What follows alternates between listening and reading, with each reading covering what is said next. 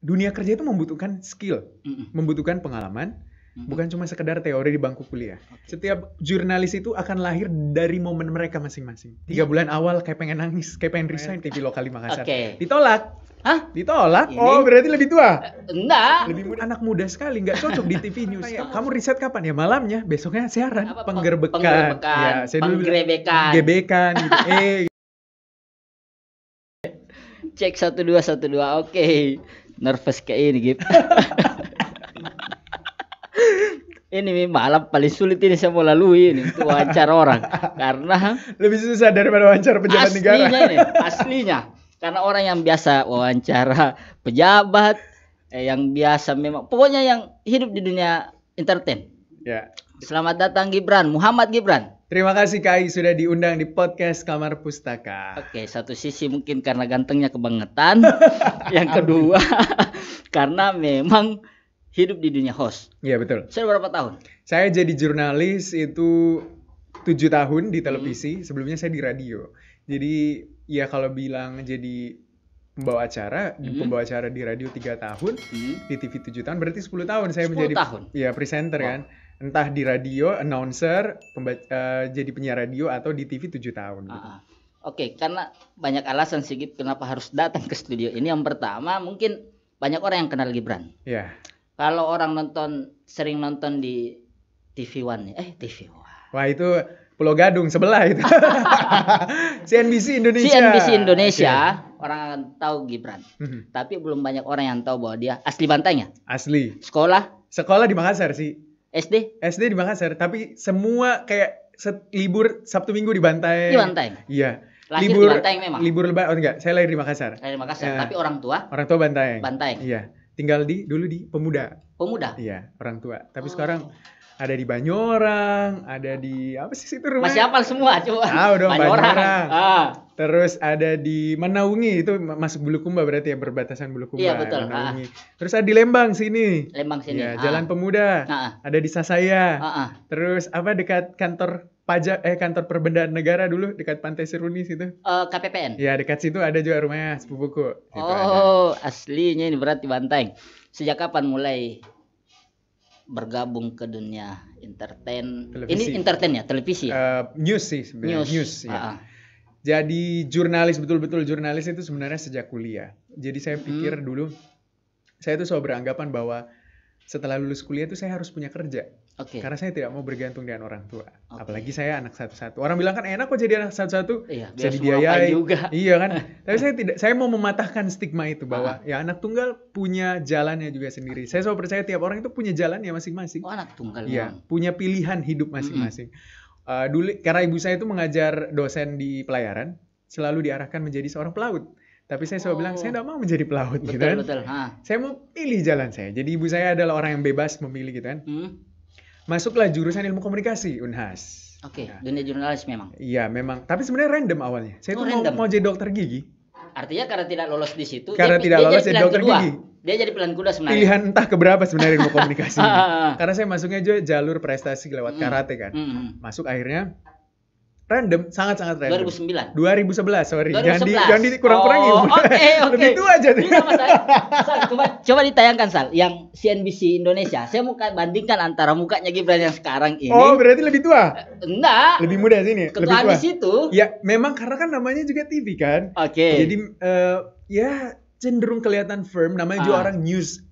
News itu kan di kepala orang itu wah, pembaca berita itu pintar, ganteng, terus berwibawa, dewasa gitu kan. Ini Gib. Saya tidak percaya. Saya sering nonton ini. Ya sebentar kita akan bahas juga Bitcoin karena yang bahas Bitcoin yang saya nonton itu Gibran. Nah kita sekarang mau lihat ya. Ini mana ya saya? Oh ini saya. Ini. Itu ketuaan di sini Gib. Iya namanya karena mungkin rapi rambutnya, pembawaannya firm, pakai jas gitu kan.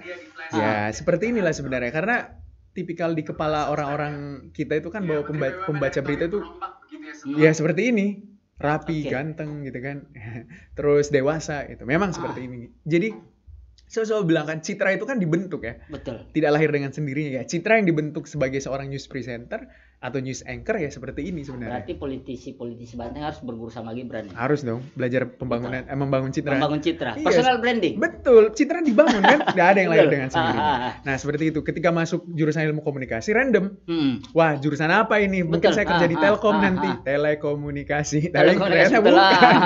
Wah ternyata saya menemukan dunia baru, broadcasting kan. Akhirnya saya dalami, dan saya semenjak itu saya bertekad bahwa setelah lulus kuliah, saya mau punya kerja. Kenapa saya harus punya kerja? Saya mau berdiri di kaki sendiri, punya uang, mau belanja semau-mau saya gitu kan. Nggak diatur orang tua. Nggak ada beban gitu kan. Akhirnya, saya selalu percaya bahwa dunia kerja itu membutuhkan skill, membutuhkan pengalaman, bukan cuma sekedar teori di bangku kuliah. Saya bekali diri saya, jadi semenjak semester 2, saya itu jadi penyiar radio. Saya sudah jadi penyiar. Saya jadi penyiar radio di Madama Radio di Makassar. Ya. Walaupun itu segmennya anak muda, terus lagu-lagu diputar, tapi saya belajar situ public speaking, saya belajar bagaimana membangun kepercayaan diri, bertemu banyak orang, dan segala macamnya. Itu semuanya ilmunya dari radio. Di semester 6 ya? Di semester 3, saya itu mencoba masuk TV lokal. Adalah, pokoknya TV lokal di Makassar. Ditolak. Hah? Ditolak. Jujur bener ditolak. Ditolak? Iya, saya pernah. Tapi masih kuliah semester 6. Masih kuliah, tapi kan banyak yang kayak gitu kan, freelance. Iya, presenter. Ditolak. Alasannya, wah kamu masih muda gitu kan, masih nggak punya pengalaman. Oke, nggak apa-apa. Terus ada lagi TV baru, TV lokal. Wah ini bagus, canggih nih televisi. Ditolak sampai 10 kali, jujur Kak. 10 kali saya masukkan. Artinya tidak segampang itu juga. Iya, saya ingat salah satu petingginya bilang ini, kita itu butuh news presenter itu yang ya standar-standar kayak TV One dan Metro TV. Dibilangnya gitu. Asik. Terus saya belajar bahwa mungkin look saya itu nggak sestandar itu. Oke. Apa sih yang harus saya rubah? Saya itu orangnya selalu mereview apa yang sudah saya lewati gitu. Kekurangan harus diperbaiki, tidak perlu disesali. Kegagalan nggak perlu disesali, kita harus perbaiki semuanya. Jadi artinya bukan penghalang, kegagalan itu bukan penghalang untuk berkarya kembali. Iya, jatuh kan kata Tan Malaka terbentur gitu kan. Jadi seperti itu, saya belajar. Oh ternyata saya harus lebih bersih. Ya namanya anak kuliah dulu agak malah gitu kan. Tapi gantengnya masih ganteng. Mungkin, saya nggak pernah bilang diri saya ganteng gitu kan. Akhirnya belajar kan ya. Di semester 6 saya ingat ya. Iya semester 6 nih kalau saya nggak salah. Ada senior saya mau kuliah di UGM. Dia udah di Kompas TV Makassar, dia bilang, kamu mau nggak jadi pengganti saya gitu? Wah betul Kak, iya, oke. Jadi di mana? Kompas TV Makassar. Ya. Jadi saya saya tuh masih kuliah. Berarti masih Kompas TV lokal? Iya, masih Makassar. Kompas TV Makassar. Awalnya dibilang kamu harus tapping dulu gitu kan, karena kamu nggak punya basic untuk live report nasional. Karena kan ada memang live report nasionalnya. Karena dia TV nasional berjaringan.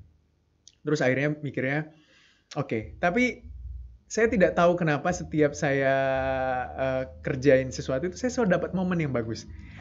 Saya tidak pernah live report nasional di hari keempat ya saya kerja di Kompas TV Makassar. Saya itu live report nasional. Iya, kasusnya itu DBD di Rumah Sakit Haji Makassar. Setelah itu di review, saya dimarahi. Saya bilang, kamu itu pasti anak radio. Kenapa? Gaya bahasa kamu itu anak muda sekali, nggak cocok di TV News. Kamu harus banyak belajar, dikata-katain lah, dimarahin dan segala rupa.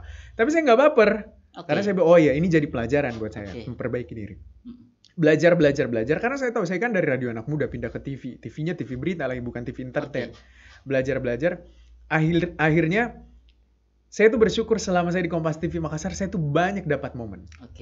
Banyak, momennya tuh momen besar yang semua mata nasional melihat. Ada pesawat Aviastar jatuh di pegunungan Luwu. Di pegunungan Pajaja. Terus ada kapal Marina Baru 2 tenggelam di selat di Teluk Bone situ loh, dari Kendari mau ke betul. Ya. Saya dapat bupatinya siapa yang naik di situ? Iya, saya itu dapat momen itu. Terus saya dapat momen dulu yang Lion Air jatuh bukan? Bukan, itu saya udah di Jakarta. Pak kasus dulu Pak Abraham Samad dulu diperiksa di Polda Sulawesi Selatan, itu saya dapat. Iya, itu saya dapat. Jadi itu masih di Kompas. Masih Kompas Makassar. Jadi momen-momen besar. Jadi saya selalu percaya setiap jurnalis itu akan lahir dari momen mereka masing-masing. Tapi yang jadi jurnalis, yang jadi presenter di Kompas pada saat itu bukan cuma Gibran. Bukan. Ada banyak. Iya, tapi saya selalu mendapatkan momen yang bagus. Jadi saya mungkin ini jalannya gitu kan. Akhirnya setelah itu saya ditanya, kamu mau nggak kalau pindah ke Jakarta? ditawari. Ya, saya bilang, saya sih mau aja. Bahkan itu salah satu mimpi saya kalau bisa, gitu kan. Oke, selesaikan kuliah kamu. Hari-hari itu saya selesai. Sebenarnya saya tuh mau kuliah agak panjang, 4-5 tahun. Dibalap, langsung dibalap. Berapa tahun? 3,5 tahun. 3,5 tahun, wow. 3,5 tahun saya kuliah, saya juga bisa kerja. Makanya kalau ada anak mahasiswa bilang, saya nggak bisa kuliah 3,5 tahun, nggak punya pengalaman. Saya punya, saya tetap siaran radio, saya kerja di TV. Kuliah 3,5 tahun, saya masih mengikuti pertukaran mahasiswa ke Jepang juga. Ikut juga. Jadi saya selalu bilang, itu semua tergantung bagaimana kita memanage hidup kita. Gak ada yang nggak mungkin. Alasannya juga kemalasan. Prokrastinasi. Malas aja tugas kuliah. Saya selalu bilang sama dosen saya, Pak, tugas kuliah saya kan itu linear ya dengan pekerjaan saya. Apa bisa misalnya hasil siaran radio saya kasih jadi tugas kuliah? Oh, boleh. Orang kamu udah langsung kerja ya. Terus saya nggak magang karena saya sudah punya pengalaman kerja. Jadi tinggal bikin laporan kerja, kasih jadi laporan magang. Jadi mengambil momen-momen untuk memotong Kompas lebih cepat aja gitu. Artinya apa yang dijalani di kampus itu sesuai dengan profesi. Iya betul. Jadi saya sarjana 3,5 tahun. 3,5 tahun sarjana bisa juga, maksudnya langsung diterima kerja. Akhirnya beberapa bulan setelah sarjana pindahlah ke Kompas TV Jakarta. Setelah pindah Kompas TV Jakarta, tetap liputan di lapangan. Habis itu mengikuti proses lagi, casting lagi untuk menjadi seorang presenter di Kompas TV. Oh, itu belum jadi presenter di. Iya, jadi tugasnya di Jakarta apa saja? Awalnya reporter dulu di lapangan lagi beberapa bulan. Terus habis itu ikut casting karena jadi presenter di TV nasional itu nggak semudah yang orang kira gitu. Banyak hal yang harus dilewati, ada tes, ada tes camp. Ya pokoknya banyak lah. Jadi memang pengalaman lapangan itu membentuk orang ketika mau siaran di studio.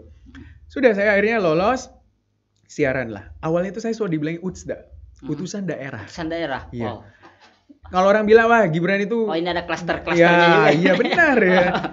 Sebegitu sebenarnya UTSDA utusan daerah. Jadi dulu itu jelek, dialek saya itu nggak terlalu bagus. Namanya orang Makassar. Iya betul. Huruf E-nya tuh kelihatan.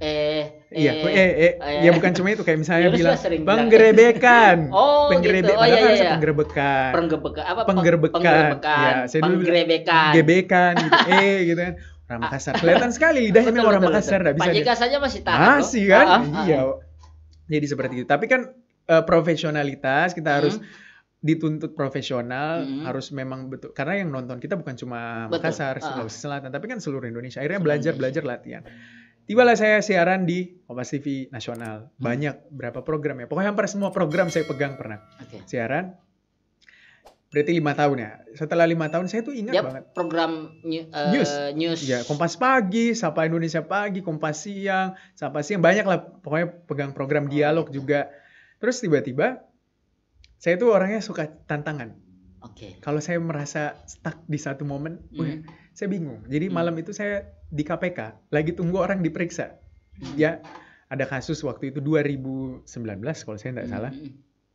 Saya duduk jam 11 malam kalau saya. Nunggu. Iya, nunggu. Wah, lama sekali nih tersangka diperiksa waktu itu di KPK. Terus saya di halaman KPK, saya ingat.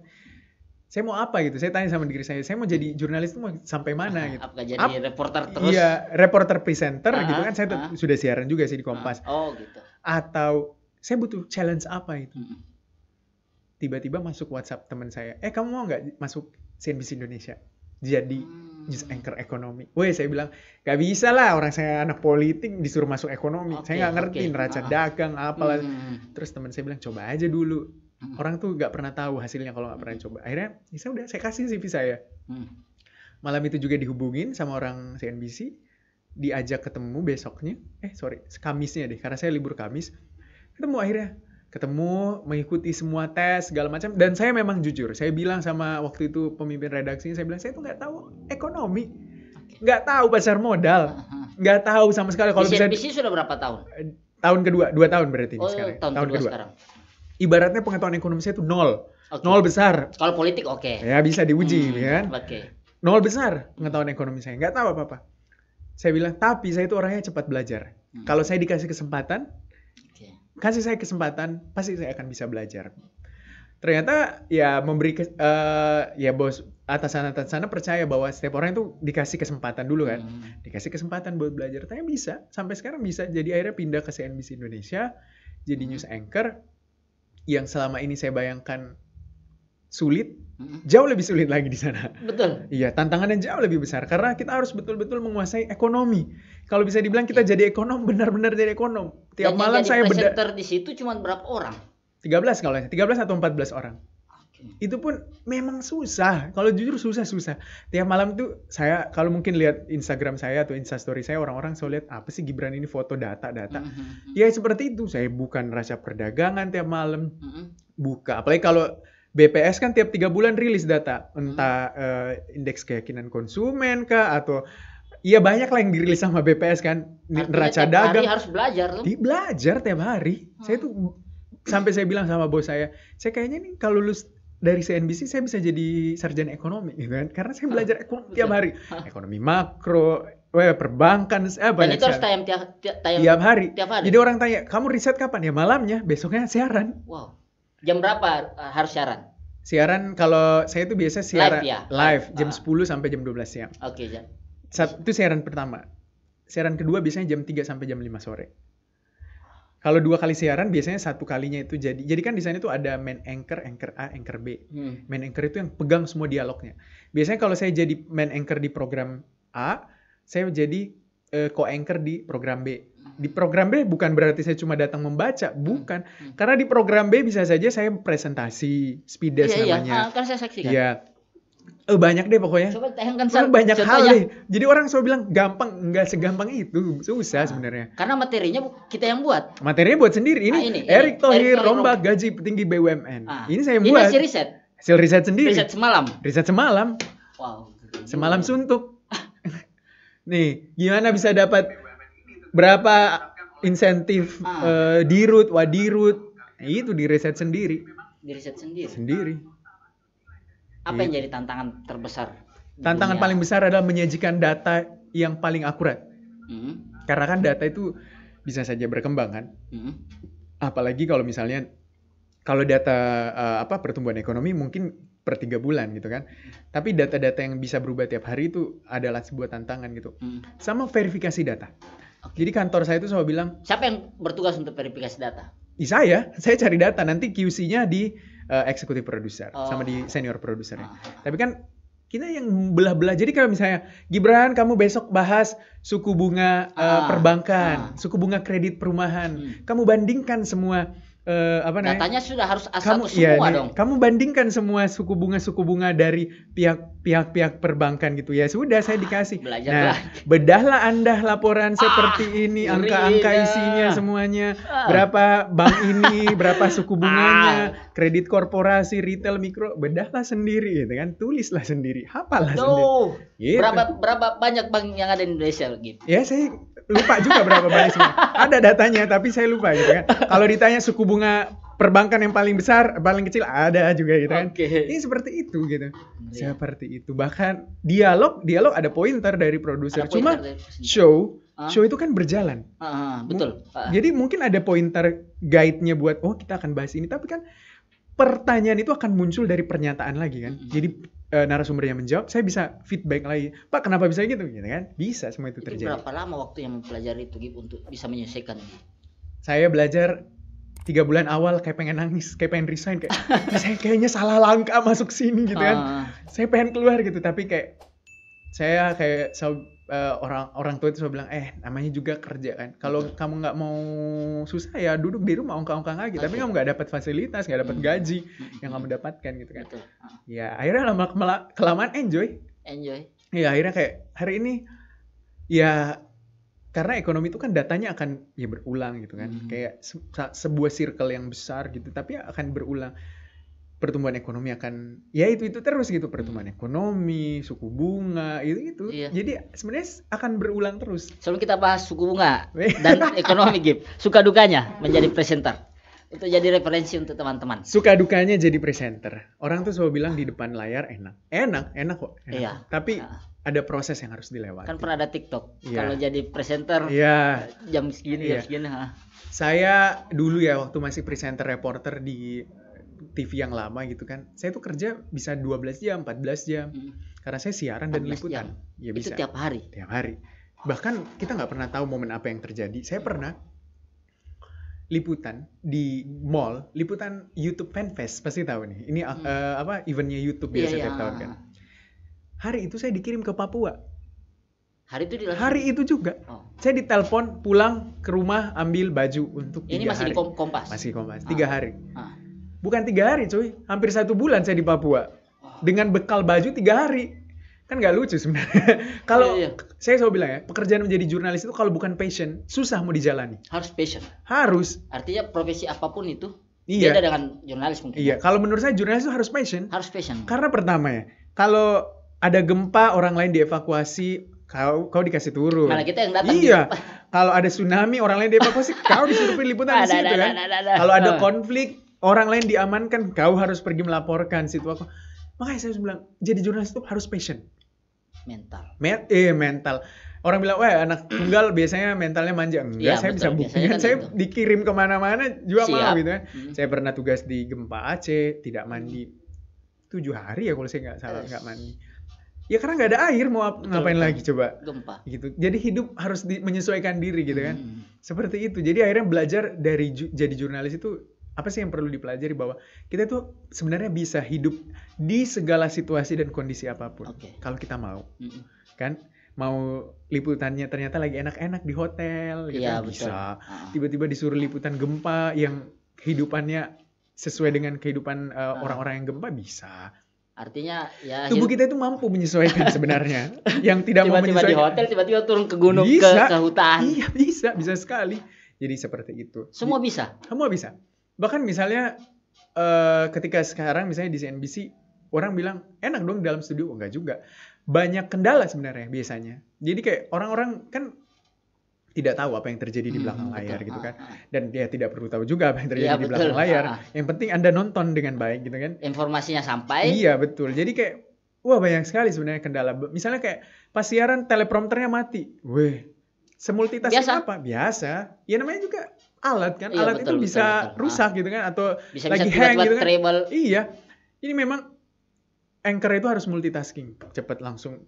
Tapi ketika dia mencari bahan siarannya, dia tetap aja firm di depan layar, tidak kelihatan gugup, tidak kelihatan kalang kabut. Wih, mana bahan siaran saya? Nggak bisa. Kalian harus mengendalikan mood, emosi dan segala macamnya. Tetap kelihatan firm di layar. Ya, terima kasih. Padahal sebenarnya mana ini? Lagi ada masalah. Mana ini gitu? Mana ini bahan siaran? Gitu. Seperti itu. Orang selalu bilang datang jadi news anchor atau presenter itu datang make up, duduk siaran. Nggak begitu. Karena materinya harus disiapkan sama Gibran. Materinya disiapkan, apalagi di CNBC. Terus misalnya kalau baca berita kan mimik wajahnya harus sesuai gitu kan. Penyampaiannya harus sesuai. Sulit ini kritikan. Iya, jadi kalau orang bilang enak sih itu jadi news anchor, enggak juga gitu ya. Setiap pekerjaan itu ada tantangannya masing-masing. Sukanya pasti lebih banyak lagi lah. Iya, kalau mau cepat kaya kan ada juga jalurnya, terserah Anda ya kan. Terserah banget sebenarnya. Gitu. Oke.